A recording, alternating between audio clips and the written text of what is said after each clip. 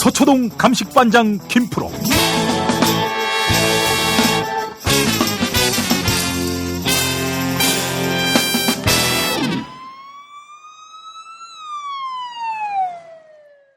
자, 김프로와 함께 하겠습니다. 김프로 어서 오세요.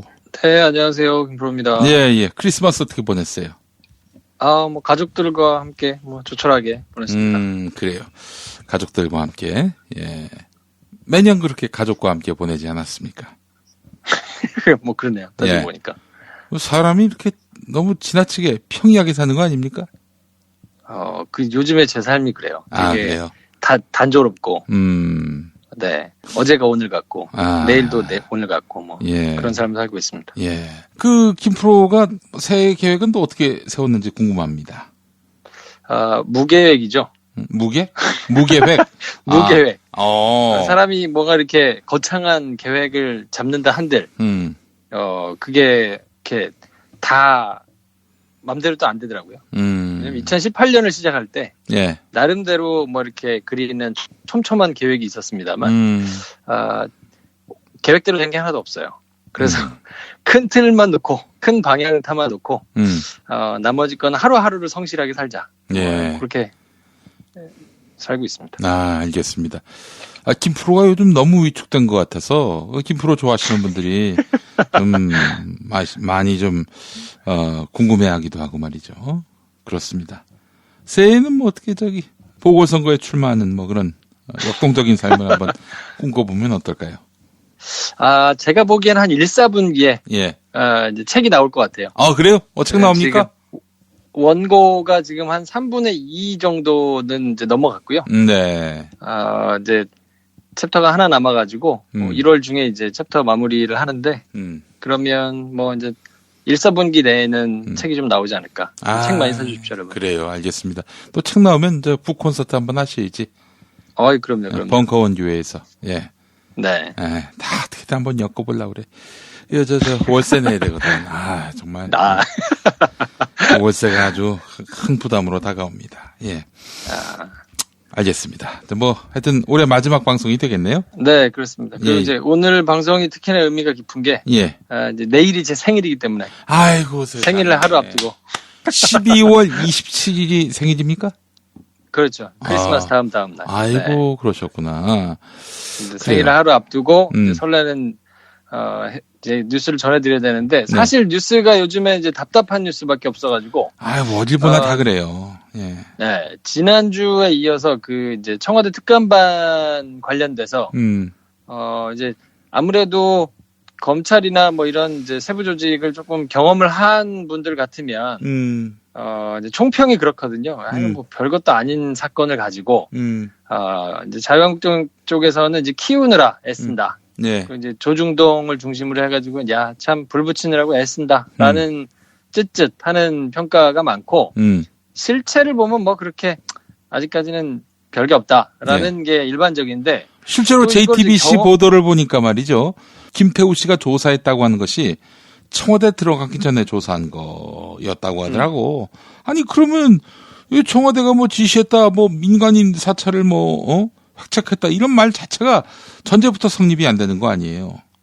그렇죠. 근데 이제 제가 우려하는 포인트 하나는 뭐냐면, 이렇게 장기전으로 가면, 한 이슈를 두고 장기전으로 가면서 신문들이 이제, 이거는 어제 나왔던 거고, 그제 나왔던 거니까, 조금이라도 새로운 거를 가지고 계속 기사를 쓰면서 나가는 이런 국면이 되면. 이렇게 해서 이재명 지사를 고사시키려고 했죠, 실은. 그렇죠. 이제 사건의 실체적인 진실과는 상관없이, 사람들이 굉장히 피로도가 높아지면서, 그냥, 뭔가가 있겠지, 뭔가가 잘못했겠지, 이러고 그냥, 넘어가는 경우들이 많거든요. 김부선이하고 뭔 관계가 있겠지, 이런 식의. 네.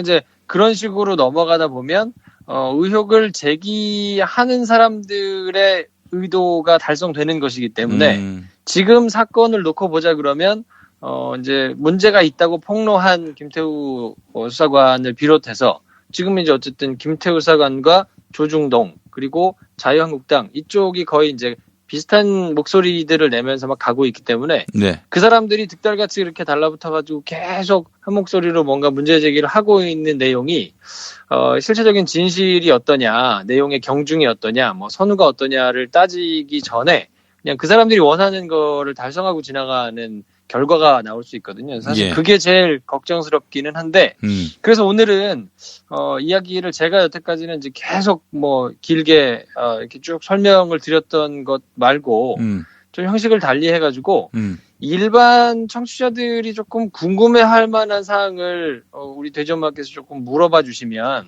그 부분을 잘근잘근 좀 씹어가지고 설명을 해드리는 편이 좀 낫지 않겠나, 오늘. 그래요. 무엇이든 물어보세요. 그러니까?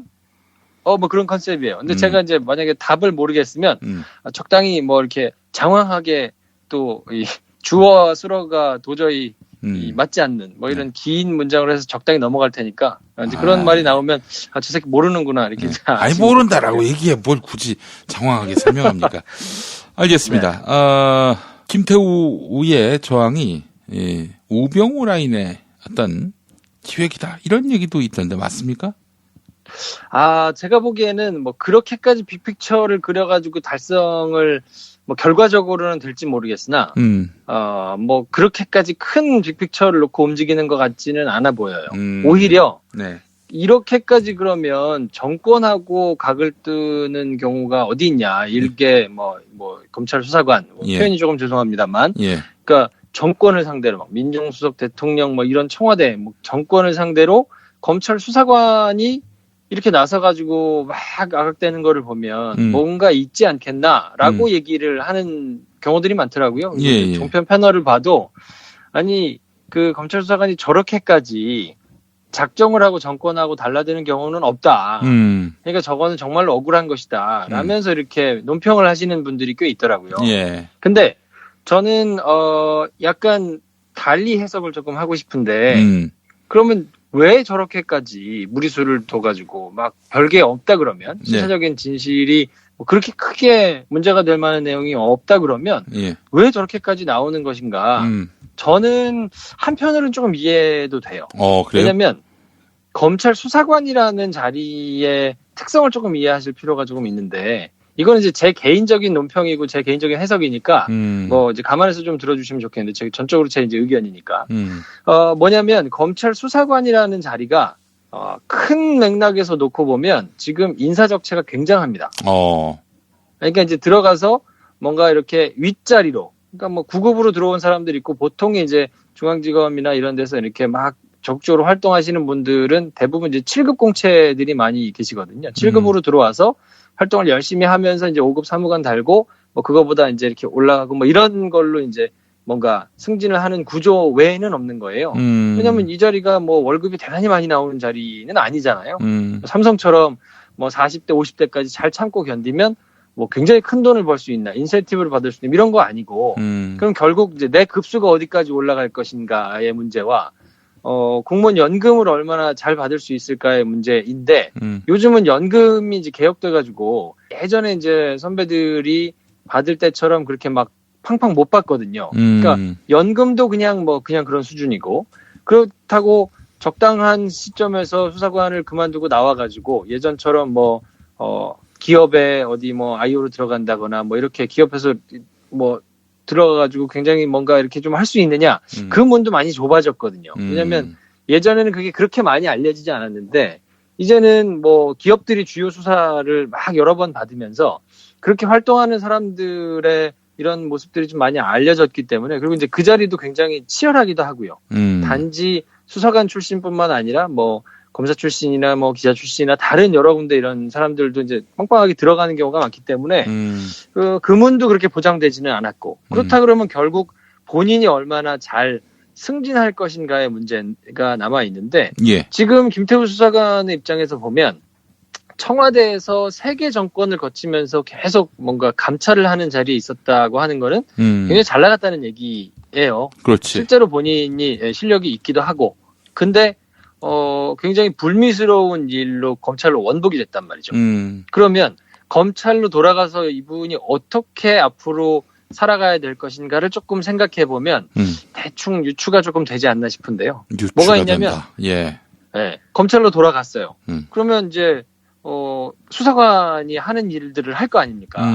근데 이분이 어떤 걸로 특화됐냐면 그 정보를 첩보를 생산하는 능력으로 특화가 돼서 청와대에서도 계속 잘 나갔단 말이에요. 그러니까 이분은 어디 가가지고 범죄 정보가 될 만한 거 아니면 누가 새로운 것이 될 만한 동향 이런 것들을 이제 생산하는 건데 그 범죄 첩보 정보를 생산하는 거에 가장 그걸 한마디로 요약하면 뭐냐면 기브 앤 테이크거든요.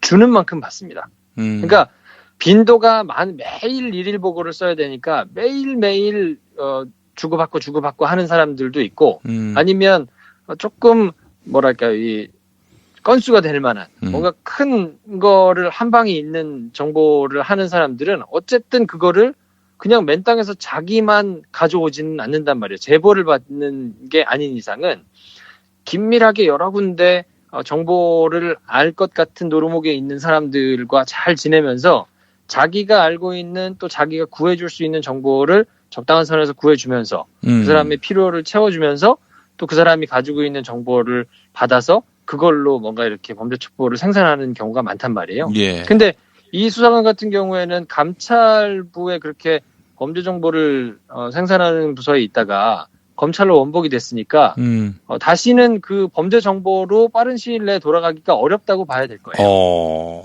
그렇잖아요. 근데 이렇게 첩보를 생산하는 거에 특화되어 있는 사람들과 수사를 직접적으로 하는 그러니까 특수수사를 직접적으로 하는 사람들하고는 이 간극이 꽤 커가지고 어느 하나로 본인이 전공을 정하게 되면 그 나머지 전공으로는 건너가기 힘든 때가 온단 말이에요. 왜냐면 아무래도 수사에 특화된 사람은 뭐 내가 계좌 추적을 굉장히 잘한다. 그리고 뭐 회계 분석이나 이런 거에 좀 능하다. 그러면 기업 수사할 때 여기저기서 불러갈 거 아닙니까? 압수수색을 해가지고 와서 회계 자료랑 이런 거 쫙 있으면 이제 베테랑 수사관들이 있거든요. 그럼 그 사람들이 들어가가지고 그걸 쫙 분석해서 보는 거예요. 그러면 요 폰트에서 이렇게 되는구나. 그럼 요 사람 불러가지고 조지면 답이 나온다. 아니면 이 사람 불러가지고 하면 어려울 것 같으니 요 사람의 핵심이 될 만한 거는 저 사람이 이겠다. 이런 걸 짚어가지고 수사에 맥을 짚는 사람들이 베테랑들이란 말이에요. 예. 근데 그런 걸로 특화가 되다 보면 점점 더 그 분야에 있어서 잘하게 될 거 아니에요. 근데 그 길로 한번 접어들게 되면 이제 계속 그렇게 그러면 이 사람이 잘한다. 그럼 다음 수사팀에서는 또 그 사람을 불러가지고 가고 뭐 이렇게 되면서 이제 큰 수사를 계속 왔다 갔다 하면서 점점 더 실력이 늘어서 그게 본인의 주특기, 전공이 되는 건데 이분은 범죄 첩보를 생산하는 거가 본인의 특기가 됐단 말이에요. 예. 근데 검찰로 돌아가서 다시 이분한테 뭐 범죄 첩보 생산하라고 주겠습니까? 자리를? 그러면 이 사람은 자기의 전공이 아닌 근데 자기 짬밥에서는 하지 않는 일을 이제 다시 시작해야 되는 거예요. 그러기에는 시간이 없죠. 자기가 거기서 베테랑이 되기에는. 그러면 이 사람은 전공이 바뀌었으니 바뀐 전공에서 뭔가 시간을 들여가지고 열심히 해가지고 승진의 기회를 잡는 것이 사실상 어려울 수 있거든요. 그리고 승진 자리가 많아가지고 그냥 어지간히 하면 쭉쭉 가는 뭐 6급 달고 뭐 5급 달고 이렇게 쭉쭉 올라가는 상황이라 그러면 또 달리 생각할 수 있을 텐데 지금은 검찰 수사관 자리에 인사적체가 매우 심하기 때문에 예. 지금은 그냥 있어도 박 터지는 상황이거든요. 굉장히 그것 때문에 그 검찰 내부에서도 불만이 많아요. 수사관들끼리. 야, 이거 옛날에는 뭐 승진 금방금방 하고 뭐 이렇게 했었는데 지금은 좀 나쁜 말로 땡이 쳐가지고 열심히 아무리 일을 해도 몸만 망가지지. 뭐 이거는 그것도 공은 다 수사 잘 되면 검사들이 가져가고. 그럼 뭐 광 파는 거는 검사들이고 위에 있는 사람들이니까 부장들이고 이러니까 제가 뭐하러 이렇게 힘든 일을 하냐. 그냥 적당히 쉬운 부서에서 적당한 업무만 하려다 하고 하는 사람들도 좀 있을 정도니까. 예. 이분 입장에서는 원복을 했는데 다시 돌아가가지고 뭔가 내 앞으로의 일이 잘 그림이 안 그려지는 거예요. 그러면 여기서는 가만히 있어봐. 내가 이거 얼마나 남았다고. 남은 거를 그냥 검찰에서 뒷방 신세 마냥 그냥 아무 적이 없이 이렇게 있느니 아니면 지금 또 수사가 시작됐잖아요. 그래가지고 내가 보아하니 이게 문제가 될 것 같아가지고 신상이 털려서 수사를 받아가지고 이게 문제가 돼가지고 만약에 내가 형사처벌이라도 받게 되면 그럼 이거는 내 앞으로 남은 인생이 그냥 깜깜해지는 거죠. 쉬운 말로 그러니까 그렇게 된다 그러면 쉽게 얘기해서 줬다는 거죠. 그렇죠. 그렇게 된다 그러면 이거는 뭐 청와대 아니라 누구라고 해도 한번 붙어가지고 내가 해볼 만하다라고 생각을 충분히 할 만한 동기는 되는 것 같아요. 그러니까 이게 일개 검찰 수사관이 정권을 상대로 나서가지고 이렇게 하는 건 있을 수 없다라고 얘기하시는 분들은 그 내부 사정을 아주 속속들이 알고 계신 것 같지는 않다. 그러니까 저는 충분한 동기는 되는 것 같고 그 동기에 더해서 또 한 가지 뭐가 있냐면 이게 또 제가 또 계속 뭐 질문에 답한다고 해놓고 질문 하나 받아놓고 얘기를 길게 하는데 아니 내 질문은 그게 전부예요. 예. 또 한 가지가 뭐가 있냐면 이거는 되게 아픈 부분이기도 한데 만만하게 본 거예요. 만만하게 본 거예요. 만만하게 자기 봤다. 위에 있는 분들을 만만하게 본 거예요. 왜냐하면 간단치 않은 분들이 만약에 위에서 조직 장악을 하고 본인의 머리 꼭대기에 앉아 있었다고 생각을 본인이 했다면 예컨대 우병우 같은 사람이 있었다. 그렇죠. 그런 사람들이 만약에 위에 있고 최재경 같은 사람이 만약에 위에 있다 그러면 그럼 이렇게 못하죠. 절대로 이렇게 못합니다. 예. 근데 자기가 보기에 자기가 이제 막 생산해 오는 뭐 범죄 첩보 이런 것들이 그 위에서 이제 뭐 보고를 받고 스크린을 했다는 분들이 검찰 내부에서 그렇게 뭐 특수수사에 정통하게 오래 뭐 이렇게 잔뼈가 굵게 수사를 했거나 내지는 범죄 첩보와 관련해가지고 그거를 아주 생리를 잘 알아서 빠꼬미 같이 잘 알고 있는 분들이냐 하면 그렇지는 않아요. 박형철 비서관 같은 경우에는 이제 공안 수사를 열심히 했기 때문에 공안에서는 나름대로 이제 법리에 굉장히 밝고 에이스 검사였지만 뭔가 범죄 첩보를 기밀하게 생산해가지고 하는 건 오히려 특수수사 쪽 검사들이 훨씬 더 그렇게 해본 경험이 많고 공안 검사들은 그렇게 범죄 첩보를 긴밀하게 생산해가지고 수사로 진행이 돼서 이어지고 그런 쪽에 끈이 많고 뭐 이렇지는 않거든요. 그러니까 또 그 중간에 있는 다른 분도 마찬가지고요. 그렇다 보니까 민정수석을 포함해서 자기가 보기에 만만해 보였을 것 같아요. 충분히. 내가 이렇게 여러 사람들 내밀하게 알아가지고 야 이런 거를 어떻게 이런 거까지 다 알아가지고 이렇게 야 대단합니다. 이렇게 아마 얘기를 많이 받았을 거고 실제로 이분이 이제 범죄 첩보를 생산하는 곳은 굉장히 이렇게 선을 타는 영역이거든요. 아까 말씀드린 대로 기브앤테이크이기 때문에 이게 어떤 뭐 국정원이라든지 이런 사정기관에 있는 사람들과 정보를 교환하는 것이라고 한다면 그래도 기본적인 선이 있을 텐데 이게 다른 사람의 비위를 알아내는 거는 그런 사정기관이 또 알 수 있는 거에는 또 한계가 있거든요. 그거 알려주겠습니까? 만약에 뭐 얘기가 되는 사건을 가지고 있다 그러면 자기가 수사를 하겠죠.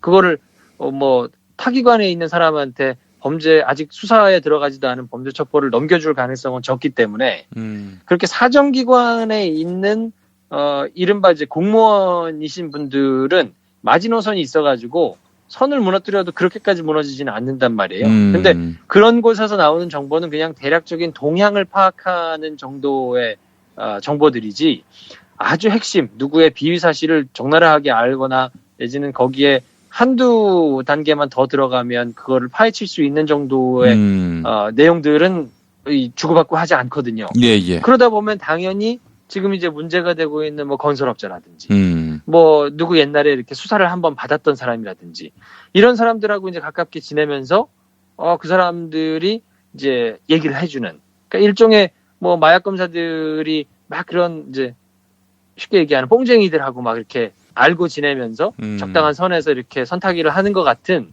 그런 이제 상황에 놓일 수밖에 없단 말이에요. 근데 이분도 그런 끈이 굉장히 많았을 거예요. 그렇기 때문에 본인이 또 굉장히 인정을 받았고 에이스로 굉장히 좀 이 무게감 있는 그런 정보들을 많이 생산을 했단 말이죠. 그리고 실제로 지금 하나씩 둘씩 터트리는 거 보면 청와대 들어가기 전부터 이미 본인이 이런저런 루트를 통해 가지고 알고 있는 것들 다 생산해 가지고 이제 들고 있으면서 그게 자기 재산이니까 이제 가지고 가면서 이제 본인의 그런 실력 발휘를 했거든요. 그러다 보면 그 위에 사람들이 정말 빠꼬미 같이 자기가 해온 거를 간혹 그런 경우가 있어요.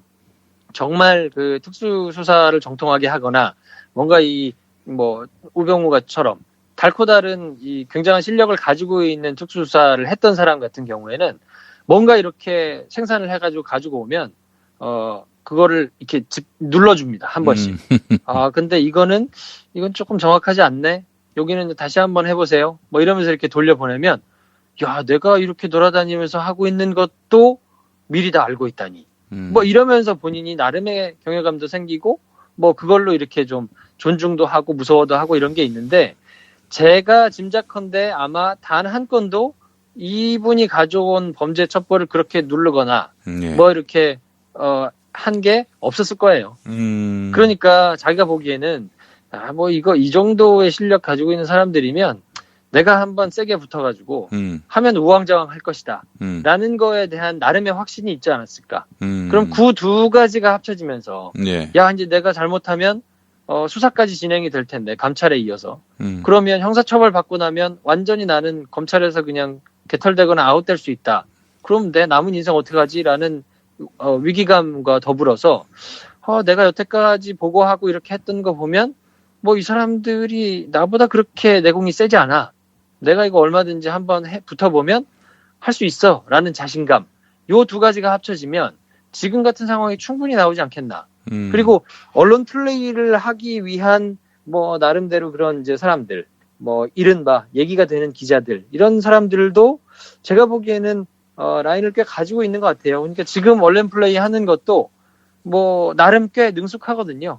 주요 포인트가 될 만한 기자들, 주요 포인트가 될 만한 매체들을 잘 골라가지고 거기다가 적절히 안배해가지고 이 매체에다가 요 내용 줬다가 다른 매체에다가는 또 이 중첩되지 않게 또 다른 내용을 주면서 그러다가 이제 또 어떤 자유한국당하고 뭐 이렇게 돌아가는 내용들을 조금 보면 나름대로 언론 플레이도 뭐 계산을 해서 지금 하고 있는 것 같은데 그 빅픽처 중에는 저건 없었을까요? 자유한국당에 입당해서 그렇게 해서 정치를 하는 것. 근데 그거는 이제 수가 아무래도 낮은 수죠. 왜냐하면 단번에 그렇게 되면 너무 뻔히 들여다 보이고 그렇게 또 온다 그러면 자유한국당에서 선뜻 받기가 또 쉽지는 그렇지. 않을 거예요. 네, 모양이 그래요. 네, 그러니까 제가 보기엔 이제 그 정도의 단수가 낮은 분은 아니고 이미 나름대로 그 이제 범죄 첩보와 관련해가지고는 에이스로 뭐 활동을 했던 분이기 때문에 그 정도의 판단은 동물적으로 아마 될 거고요. 만약에 자유한국당에서 뭔가 다음번에 이렇게 저기를 본다고 하더라도 물밑에서 뭔가 슬쩍슬쩍 도와주면서 간을 조금 볼 겁니다. 왜냐하면 다음 총선 이후에 자유한국당의 이 지형이 어떻게 될 것인가에 대해서도 아마 생각을 할 수밖에 없을 거거든요.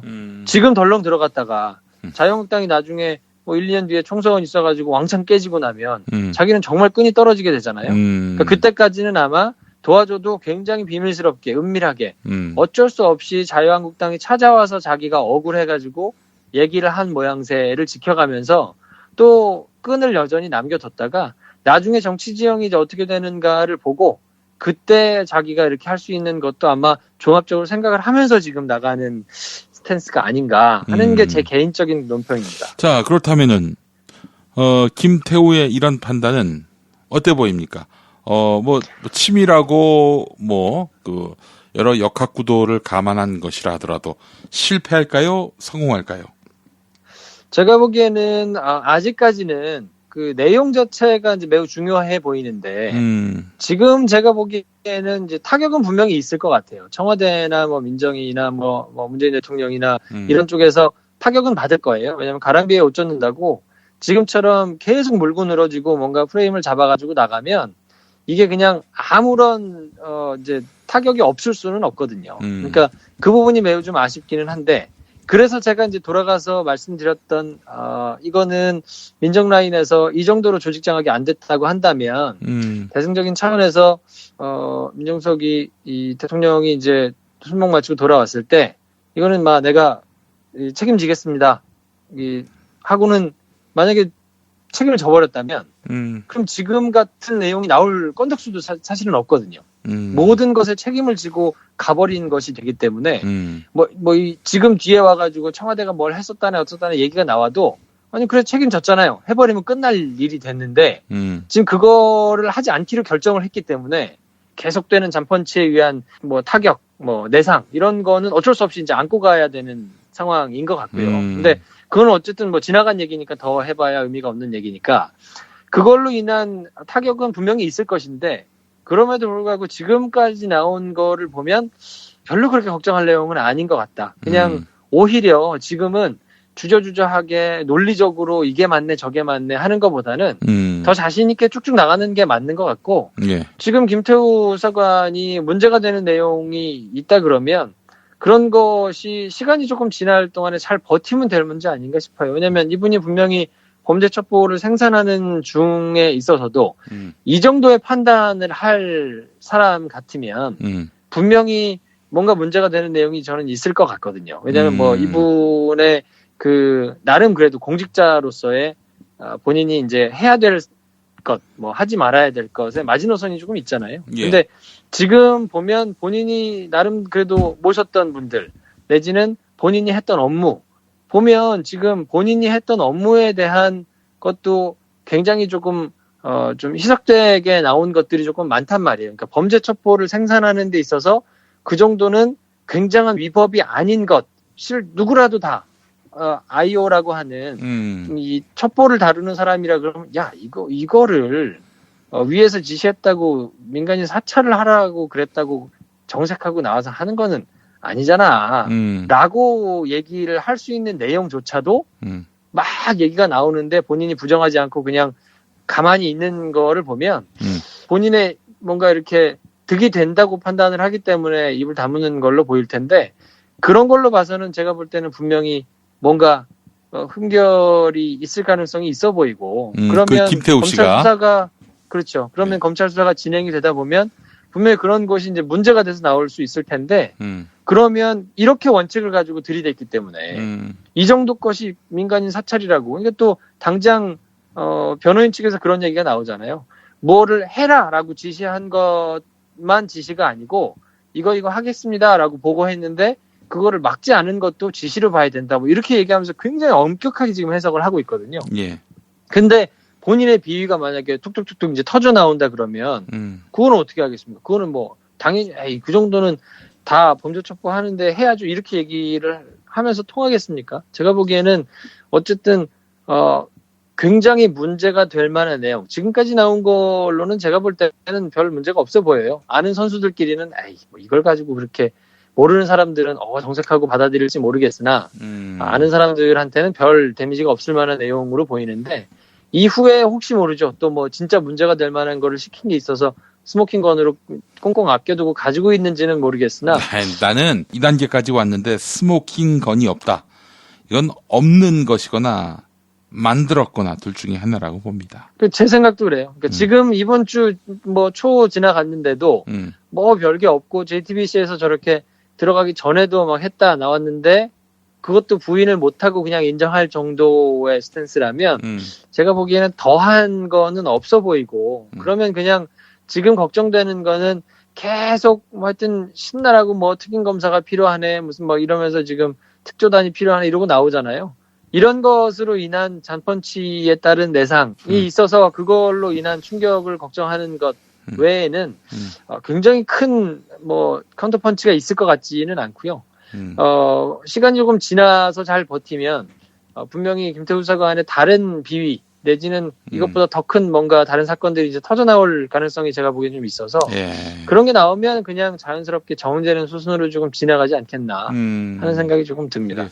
수습 국면으로 갈 것이다 이렇게 보시는 거군요. 예. 그리고 조금 자신을 가졌으면 좋겠어요. 왜냐하면 이미 청와대에서는 선택을 한 거거든요. 이거를 민정수석단에서 이건 뭐 어쨌든 부덕의 소치로 안고 제가 정리하고 가겠습니다. 라고 보통 그냥 평시 같았으면 그렇게 하고 정리를 했을 텐데 그렇게 하는 것보다 더 크게 완수해야 되는 것들이 있다라고 이제 판단을 해서 그냥 안고 가기로 한 거기 때문에 계속 트집을 잡고 뭐 물고 늘어지고 하는 거는 그냥 가야죠. 근데 그렇게 가기로 결정을 한 이상 전 조금 더 자신 있게 갔으면 좋겠어요. 예. 이걸 알겠습니다. 뭐 논리적으로 자꾸 하나씩 뭐 나와가지고 계속 해명하고 설명하고 어차피 저쪽은 논리적으로 맞는다고 해서 승복하지 않을 거거든요. 다른 건수를 또 끄집어내가지고 계속 말을 만들어서 저걸 잡을 거기 때문에 그거 해명이 잘 되면 사람들이 그래 해명이 잘 됐으니까 믿어주기 이렇게 할까요? 저는 그렇게 조바심을 내면서 가지 말고 좀 대범하게 갔으면 좋겠어요. 그렇게 결정한 이상 맞는 대로 그래요 뭐 그냥 맞을게 대신에 더 해야 될 게 있으니까 대신에 그렇게 파렴치한 그런 거 없어요. 두고 봅시다 라고 하고 그냥 툭툭 털고 지나가면 그렇게 묻고 지나가야 시간이 좀 지나서 버티면서 누가 잘잘못이 더 크구나 라는 거는 순리대로 나올 것이기 때문에 저는 조금 더 대범해졌으면 좋겠습니다. 예, 알겠습니다. 네, 김프로 수고하셨습니다. 네, 알겠습니다. 다음 주에 새해에 뵙겠군요. 새해에 뵙겠습니다. 탄핵 때문에 뭐 이야기를 전달을 하려고 해도 길을 막고 듣질 않아요. 패족 수준으로 쪼그라든 한국 보수. 회생의 길은 과연 있을까? 변화된 정치 환경, 갈 길 잃은 보수에게 새로운 희망을 제시한다. 애국 보수의 화려한 부활과 집권을 위한 본격 가이드, 김용민의 신간, 보수를 지켜라. 진중권도 투표하는 보수 정당, 광주에서도 일당이 될 수 있는 보수 정당, 젊은이들의 입당이 줄을 잇는 보수 정당.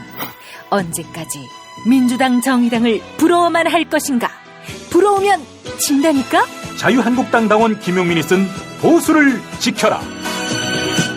이김에서 나왔습니다. 이상으로 2018년 12월 26일 수요일 김용민 브리핑 모두 마치겠습니다. 애청해 주신 여러분 감사합니다. 김용민 브리핑과 함께한 시간 어떠셨어요?